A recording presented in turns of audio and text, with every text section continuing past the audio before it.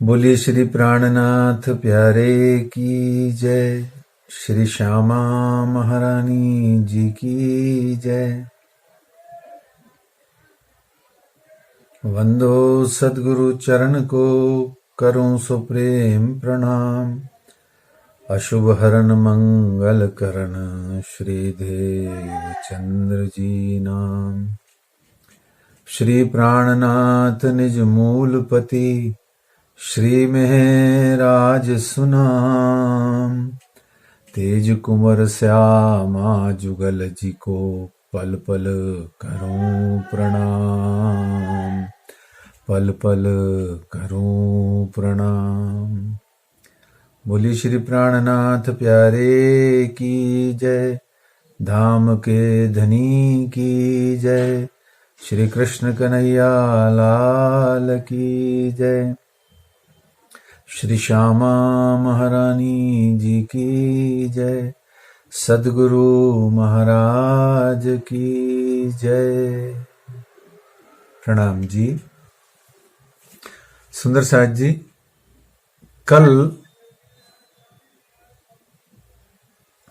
कल तक हमने जाना था कि श्री बीतक साहिब धर्म ग्रंथ क्या है, श्री लालदास जी महाराज जी का परिचय क्या है और कथा चर्चा करने, सुनने और कराने की महिमा क्या है, महात्म्य क्या है। और हमने यह जाना कि किसी भी धर्म ग्रंथ की कथा चर्चा हो उसका क्या महत्व है। कल हमने सेशन में जाना था कि चरित्र और लीला या कर्म और लीला में क्या अंतर्भेद है, क्योंकि यही बात एक ऐसी है जो आपको समझ में आने पर श्री बीतक साहिब के अंतर्गत जितने भी ब्रह्म सृष्टियों की सुंदर सात की जो जागनी है, जो उनके जागनी के प्रसंग हैं, वो आपको प्रेरणा देंगे। क्योंकि कैरेक्टर और पर्सनैलिटी और लीला में जब तक अंतर्भेद नहीं समझ में आता तब तक आगे की बात ही समझ में नहीं आएगी कि किसका अनुसरण करना है, किसका चिंतन करना है और किस में रमण करना है। देखिए, बहुत प्यारी बात है, गलत ना हो जाए, कुछ बुद्धि में कुबुद्धि और गलत इमेजिनेशन ना चली जाए, इसलिए ये बात समझानी जरूरी है। क्योंकि बुद्धि है, मन है, ये कल्पनाशील है, ये सदा ही कल्पना करता है। और मन की कल्पना बाबा तुलसीदास जी ने रामचरितमानस में कहा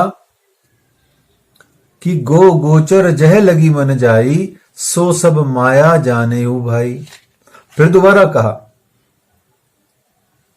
जेती मन की कल्पना सो सब माया जाने हूं भाई। तो जितनी भी मन द्वारा की जाने वाली कल्पना है वो सब माया के क्षेत्र में आती है। अगर आप अब मन से परम धाम की भी कल्पना करेंगे, अपने पिया प्राणनाथ जी के स्वरूप की, शोभा की, श्रृंगार की भी कल्पना करेंगे, तो सोचिए जब मन स्वयं ही मायात्मक है, त्रिगुणात्मक है, इस मन में विकार हैं, तो आप चिंतन किसका करेंगे और रमण किसका करें, किस में करेंगे, किस के द्वारा करेंगे। जब मन में ही माया है तो माया से तो चिंतन, मन से चिंतन करना है तो मन में तो माया है, माया का चिंतन होगा। राज्य का, परमात्मा का, उनके स्वरूप का, उनके प्रेम का चिंतन कैसे कर संभव होगा। ये सब बातों को समझना होगा। तो इसलिए कल हमने जाना था चरित्र अलग होता है, लीला अलग होती है। हम जो करते हैं वो कर्म होता है। परमात्मा, ईश्वर या भगवान आके जब अवतार लेते हैं, वो जो करते हैं वो अलग होता है। तो इस तरीके से हमने कल जाना था कि बीतक 3 स्वरूपों की बीतक है और वाणी के 3 स्वरूप अलग हैं। हमने कल जान लिया था बीतक के 3 स्वरूप अलग हैं। और 5 स्वरूप क्या हैं, 3 सूरतें क्या हैं, 2 जामे क्या है, 3 ब्रह्मांड क्या है, एक दिन कौन सा है, एक दिन में उसके 3 खंड कैसे बने और उन 3 खंडों के अंतर्गत क्या क्या विभाजन हुआ, एक ही रात में, एक रात में 6 दिन कैसे बने, लैलत कद्र की एक रात, उसके अंदर 6 दिन की लीला, अभी पहला, दूसरा, तीसरा, चौथा, पांचवा और वर्तमान में 6ठा दिन चल रहा है, ये भी हमने जाना। तो इस तरीके से कल हमने इन विस्तार को समझा, जाना संक्षेप में। और अभी आने वाले इस श्री बीतक साहब जी की प्रशिक्षणात्मक शैली से, शिक्षणात्मक शैली से जो चर्चा कथा है, इसमें हम धीरे धीरे लगभग बार बार इन चीजों को समझेंगे, क्योंकि जब तक ये बुद्धि में स्थिर नहीं होती, आपको बीतक साहब जी या तारतम वाणी का सुनने में तो अच्छा लगेगा, सुनते सुनते तक अच्छा लगेगा, सुनने के तुरंत बाद में सब सफाई हो जाएगी, बुद्धि में कुछ न रुक पाएगा, हृदय में कहीं कोई प्यार, मोहब्बत, विश्वास जग न पाएगा। इसलिए कल आपको बताया था कि बुद्धि में श्रद्धा होती है। श्रद्धा कहाँ होती है? मति में। हम उल्टा सोचते हैं, हम हृदय में श्रद्धा सोचते हैं, नहीं, हृदय में विश्वास होता है, बुद्धि में श्रद्धा होती है। बुद्धि जब तक हरी झंडी नहीं देती तब तक आप किसी पर श्रद्धा रखते ही नहीं है, किसी को आप सच्चा, सुच्चा या साफ सुथरा समझेंगे ही नहीं। तो श्रद्धा का विषय बुद्धि से है। तो बुद्धि, इस प्रकार से हमने कल ये सब चीजें जानी थी। आज 3 स्वरूप जो श्री बीतक साहब जी के हैं वो कौन से हैं हमने कल जाना था। पहला श्री देवचंद्र जी, दूसरा श्री जी साहेब जी या श्री प्राणनाथ जी या श्री महराज जी, तीसरा महाराजा छत्रसाल जी। ये इन तीनों की बीतक है। अब देखिए, बीतक साहब में टोटल, बीतक साहब धर्म ग्रंथ में टोटल 4377 यानी 4377 चौपाइयां हैं। चौपाइयां हैं यानी वर्सेस हैं। और इन 4377 चौपाइयों का टोटल 73 प्रकरणों में इनका समायोजन है। तो यूं भी कह सकते हैं कि श्री बीतक साहब धर्म ग्रंथ एक ग्रंथ है। यह 73 प्रकरणों का, 73 प्रकरणों का ग्रंथ है, 73 चैप्टर्स का ग्रंथ है, जिसका अंत और अंदर में टोटल 4377 चौपाइयां इसके अंतर्गत आती हैं। उन चौपाइयों में जो वर्गीकरण है वो है जो प्रथम 16 प्रकरण हैं, दूसरे प्रकरण से लेकर के जो प्रथम 16 प्रकरण हैं, वहां तक श्री बीतक साहब जी के जो 3 स्वरूप हैं, उन 3 स्वरूपों के पहले स्वरूप निजानंद स्वामी सदगुरु धनी श्री देवचंद्र जी महाराज जी का वर्णन है 16वें प्रकरण तक। ठीक है। अब 16 प्रकरण के बाद में और 16 प्रकरण के भी अंदर में क्या है, उससे पहले हम जानते हैं कि छत्रसाल जी का वर्णन कहां से है। क्योंकि मुख्य रूप से देवचंद्र जी का वर्णन 16वें प्रकरण तक है और छत्रसाल जी महाराज जी का वर्णन, जो प्रकरण का वर्णन है, वो रामनगर से उनका हिंट शुरू हो जाता है, जिक्र शुरू हो जाता है और 73वें प्रकरण तक महाराजा छत्रसाल जी का प्रकरण चलता रहता है। और बीच में इधर उधर आगे पीछे सर्वत्र श्री जी साहेब जी, श्री प्राणनाथ जी की बीतक तो चल ही रही है। तो वर्गीकरण यदि प्रकरणों से करते हैं तो 16वें प्रकरण तक देवचंद्र जी का और 59वां प्रकरण जहां रामनगर का प्रसंग आता है, वहां से लेकर के 73वें प्रकरण तक महाराजा छत्रसाल जी की जिक्र है, उनका वर्णन है। शेष श्री जी साहेब जी, श्री महराज जी, श्री प्राणनाथ जी, श्री राज जी का वर्णन तो सर्वत्र है ही है। ये तो हुआ प्रकरण के आधार पर वर्गीकरण। प्रकरण और चौपाइयों के आधार पर वर्गीकरण। अब इसमें सन, विक्रमी संवत, सन जो है ईयर्स के हिसाब से भी तीनों स्वरूपों के वर्णन को समझ लें। जैसे विक्रमी संवत 1638 से लेकर के विक्रमी संवत 1712 तक निजानंद स्वामी सदगुरु धनी श्री देवचंद्र जी महाराज जी की बीतक है। और इसके बाद में 1712 से लेकर के 1751 तक श्री जी साहेब जी श्री प्राणनाथ जी की बीतक है। और 1751 से लेकर के आने वाले 7 बरस तक छत्रसाल जी महाराज जी द्वारा जागनी की गाथा है। इस प्रकार से सुंदर साथ जी एक वर्गीकरण हुआ कि श्री बीतक साहब के 3 स्वरूप अलग हैं और श्री तारतम वाणी में वर्णित 3 स्वरूप अलग हैं। ये जिसके मस्तिष्क में स्पष्ट हो जाता है वो कभी भी अथ 3 स्वरूपों की बीतक लिख्यते या श्री श्री श्री 3 स्वरूपों की बीतक, इस वाक्यांश से वो कभी भी भ्रमित नहीं होता कि यहां तो वाणी में कह रहे हैं मोहम्मद की 3 सूरतें, बसरी मल की हक की, और यहां पर बसरी का तो कोई जिक्र ही नहीं है, यहां तो सिर्फ मलकी हक्की का जिक्र है। तो सब जने कंफ्यूज होते हैं। तो वास्तव में लालदास जी महाराज जी ने जो 3 स्वरूप बताए वो हैं श्री देवचंद्र जी, श्री प्राणनाथ जी और श्री छत्रसाल जी, जिनका की 4377 चौपाइयों में आपको वर्गीकरण करके बताया और सन के आधार पर भी आपको वर्गीकरण करके बताया। लेकिन पहले प्रकरण में हमको राज जी ने एक और बड़ी अच्छी बात बताई है, वो ये है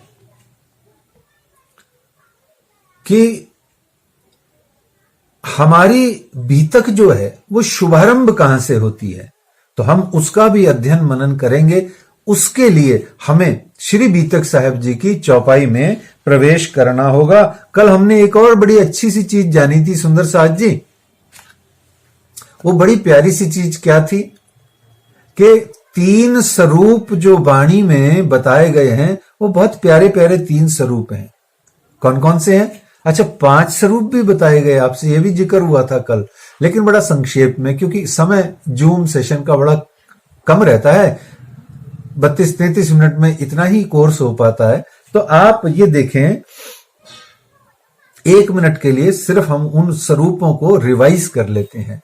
जैसे 5 बेर हम वास्ते सागर में डारिया आप, 5 स्वरूप कौन से हैं? ब्रज, रास, जागनी, बरारब और 5वां श्री प्राणनाथ जी। ब्रज रास जागनी, ब्रज रास, इसके बाद में हुक्म का स्वरूप, और फिर जागनी के अंतर्गत 2 स्वरूप श्री देवचंद्र जी, श्री प्राणनाथ जी। दोबारा सुन लीजिए, ब्रज रास हुक्म का स्वरूप, फिर जागनी के अंतर्गत श्री देवचंद्र जी और श्री प्राणनाथ जी। देखिए क्लासिफिकेशन के अंदर क्लासिफिकेशन है। वैसे मूल में अगर आपसे बात करी जाए, अभी नहीं, अभी विस्तार से नहीं, तो ये हुक्म का स्वरूप भी जागनी के ब्रह्मांड में ही आता है, इसका कोई अलग से वर्णन नहीं है। पर हाँ, चूंकि राज जी ने हुक्म फरमाया कि वहां पर ऐसे ऐसे करके ग्रंथ अवतरित हुआ है, किताबें अवतरित हुई हैं आसमानी, तो वो एक अलग वर्णन है। लेकिन जागनी का ब्रह्मांड कहां से शुरू होता है, इसकी भी हम आगे अभी हम चर्चा करेंगे। तो इस तरीके से ये बताया राज जी ने 5 स्वरूप, 5 बार राज जी इस संसार में आए।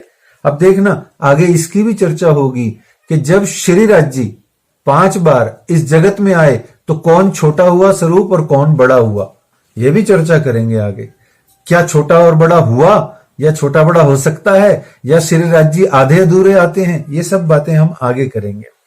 तो इस तरीके से हमने जाना था बसरी मल की हक की भी 3 स्वरूप कहे, और श्री राज जी ने एक बड़ा प्यारा वर्णन आगे जाकर के किया था जिसका नाम है एक बाल, दूजा किशोर, तीजा बूढ़ापन। ये भी बड़ा प्यारा 3 स्वरूप का सुंदर वर्णन है। इस प्रकार से अंत में बात को समझा जाए 3 स्वरूप की, कि श्री देवचंद्र जी महाराज जी ने श्री जी साहेब जी को यानी श्री प्राणनाथ जी को जागने का कार्यभार सौंपा। जैसे अक्षरातीत पिया प्राणनाथ जी ने, अक्षरातीत सच्चिदानंद पार ब्रह्म श्री कृष्ण जी ने दर्शन दे करके श्री देवचंद्र जी को सब सखियों को श्यामा स्वरूप करके, इनको देवचंद जी को श्यामा स्वरूप करके सब सखियों को, परम धाम से आई हुई सखियों को, इस जगत में भूली भटकी सखियों को वापस लाने का काम सौंपा। वही काम श्री देवचंद्र जी ने श्री जी साहेब जी श्री प्राणनाथ जी के कांधों पर सौंपा। बीतक में चौपाइयां आएंगी।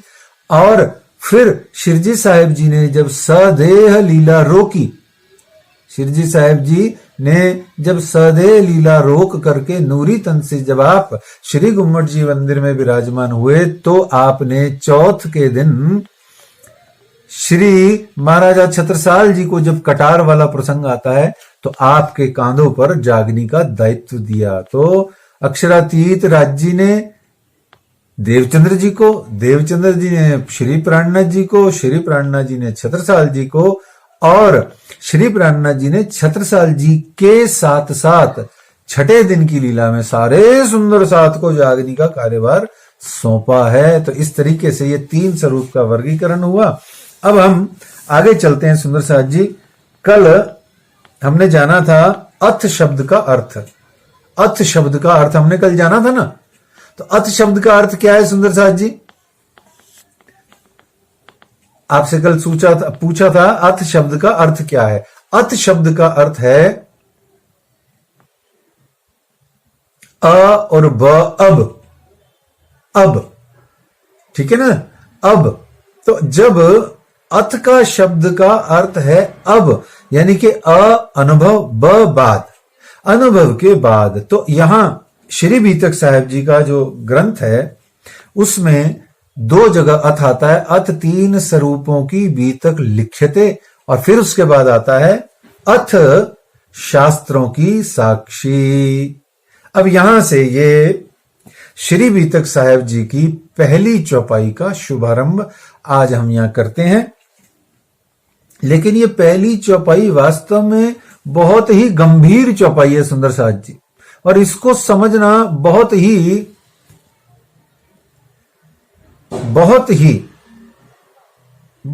आवश्यक है। इसको समझे बिना सुख पार को नहीं। बीतक के अंदर में प्रवेश करना है तो इसे समझना होगा। प्राय सभी सुंदर साथ पूरी बात न करके, इस बात को न समझ के आगे की बातों में ऐसे बढ़ जाते हैं जैसे कि मान लो ये सब हमें पहले से आता है। और एक बात और भी बड़े गर्व की है कि श्री राज जी जब हमें श्री तारतम वाणी और श्री बीतक का जब हमें ज्ञान देते हैं, प्रशिक्षण देते हैं, जब बात समझाते हैं, तो राज जी यही सोचते हैं कि इस सुंदर साथ को वेद, उपनिषद, भागवत और रामायण, महाभारत आदि समस्त सनातन धर्म ग्रंथों का पूरा ज्ञान है। क्योंकि देखो, देवचंद जी ने जिंदगी भर भागवत और ग्रंथ पढ़े, श्री जी साहेब जी ने आपकी देवचंद जी की संगत में रह के पढ़े, और श्री जी साहेब जी की संगत में रहने वाले तत्कालीन सुंदर साथ भी सारे पढ़े लिखे थे। वेद, शास्त्र, पुराण, भागवत, लालदास जी सबूत है। तो ऐसे ही राज जी यही सोचते हैं वाणी बोलने, बताने, सुनाने से पहले कि इन सबको तो सब कुछ आता है, पर हमारी समस्या ये है, हमें कुछ भी नहीं आता। हमें कुछ भी छोड़ो, कुछ भी नहीं आता। अच्छा, वो कुछ भी छोड़ो, बिल्कुल ही कुछ नहीं आता। और फिर हमारी एक और विडंबना हो जाती है, एक तो कुछ आता नहीं, दूसरा वाणी और बीतक की गर्व करने के नाम पर हम दंभी हो जाते हैं कि हमें क्या करना है सीख के, हमारा इनसे लेना देना क्या है। भैया सुंदर साथ जी, ये राज्य वाणी में 85 बार कहेंगे, 85 बार कहेंगे कि आपको सब कुछ आता है, तुम सयाने मेरे साथ जी। और सयाने का मतलब तारतम वाणी नहीं आती है। प्रकाश ग्रंथ में सयाने मेरे साथ जी का तारतम वाणी तो आई नहीं थी।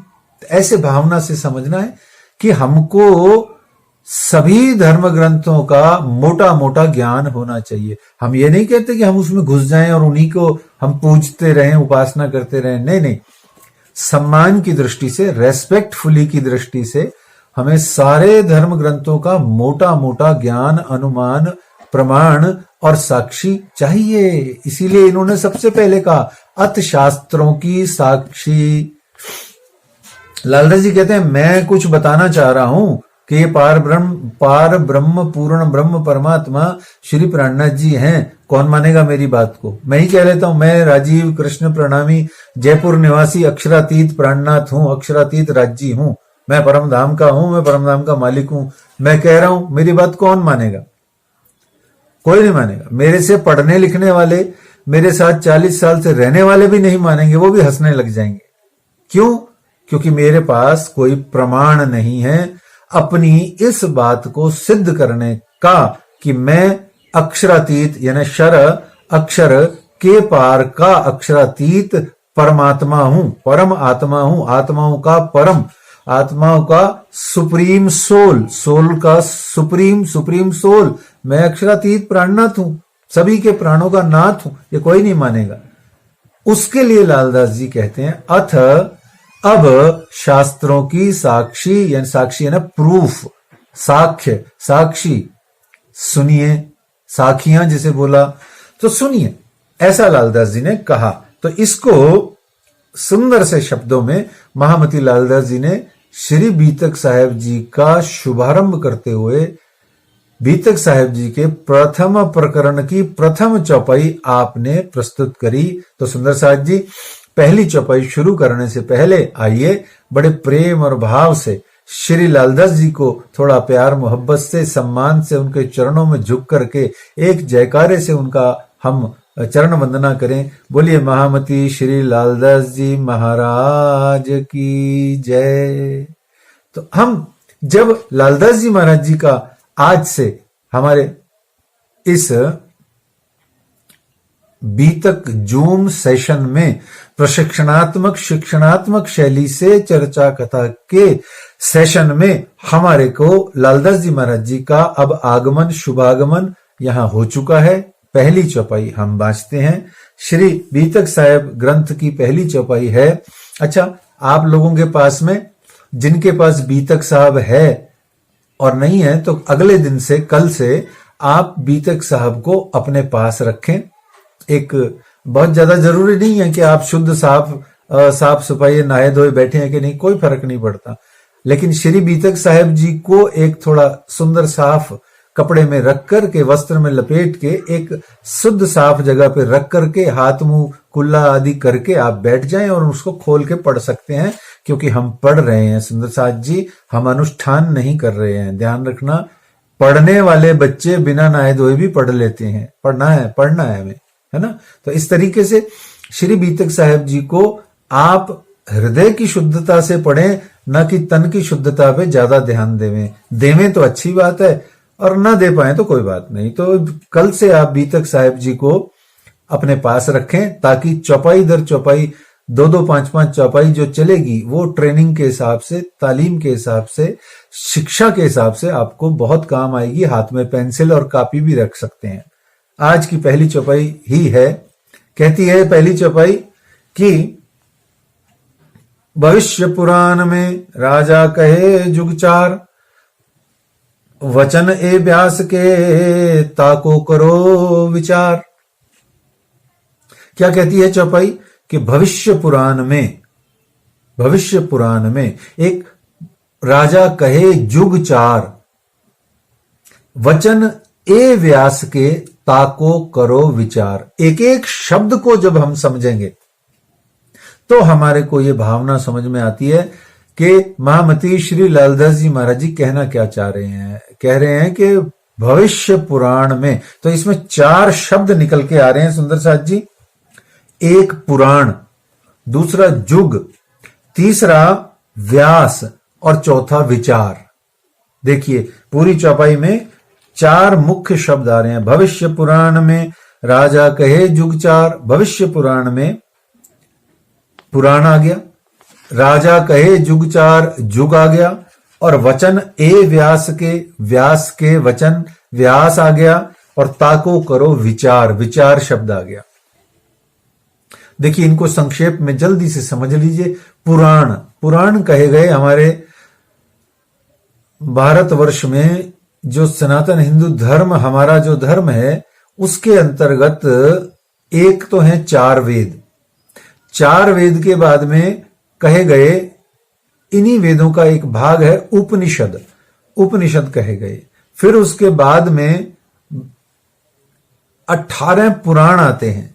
18 पुराणों के बाद में उप पुराण आते हैं और उसके बाद में 2 प्रमुख ग्रंथ, रामायण वाल्मीकि जी का लिखा हुआ और महाभारत व्यास जी महाराज जी का लिखा हुआ आता है। महाभारत का ही एक अंश है श्रीमद् भगवद गीता और भागवत 18वां पुराण है जिसका नाम है भागवत महापुराण, वो 18वां पुराण है। और इसके साथ में एक ग्रंथ आता है और जिसका नाम है रामचरितमानस, जो तुलसीदास जी की रचना है।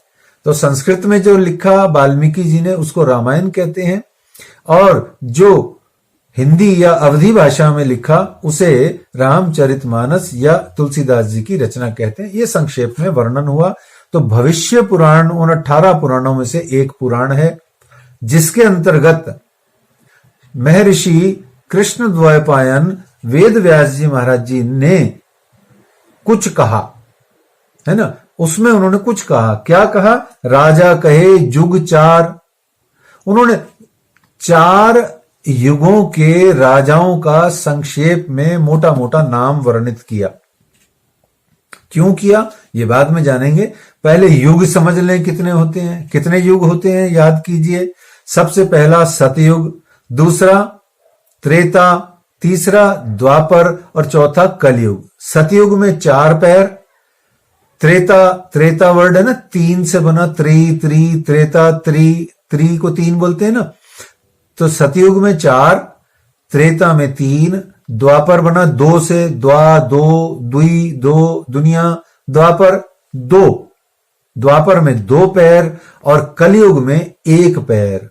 धर्म का 4 पैर, चौपाया जानवर जैसे हो तो उसके 4 पैर होते हैं ना, गौ माता के 4 पैर। तो सतयुग में 4 पैर, त्रेता में 3 पैर, द्वापर में 2 पैर और कलयुग में 1 पैर कहा गया। क्या है मतलब बाद में जानेंगे, इस समझने की बात है। तो कलयुग कहा गया कलह कलेश का युग। कलयुग का मतलब क्या है? कलह कलेश का युग। और दूसरा एक और बड़ा प्यारा नाम है कलयुग का मतलब क्या है? कली यानी कल की अवतार के आने का कलयुग। जो कल की भगवान आएंगे वो कलकी से बना कलयुग। तो इस तरीके से कलयुग की बहुत सारी लंबी चौड़ी व्याख्या है। अभी संक्षेप में आने वाले समय में धीरे धीरे जानते चलेंगे। तो कलिकाल यानी कलयुग या कुली या कलिंगा, ये जो है इसके अंदर में महामती श्री लालदास जी महाराज जी ने सतयुग, त्रेता, द्वापर और कलयुग के विभिन्न राजाओं के मुख्य मुख्य नाम उन्होंने बताए। जैसे सतयुग में 17 राजा बताए और त्रेता युग में 29 राजा बताए और द्वापर युग में 19 राजा बताए और कलयुग में 20 बताए। अब ये क्यों बताए, क्या बताए, बहुत ज्यादा विस्तार में न जाएं, सिर्फ इसलिए बताया गया कि इन सब राजाओं के भी राजा, इन सब सम्राटों के भी सम्राट एक आने वाले हैं जिनका नाम है कल्कि। अवतार कल्कि कहा गया।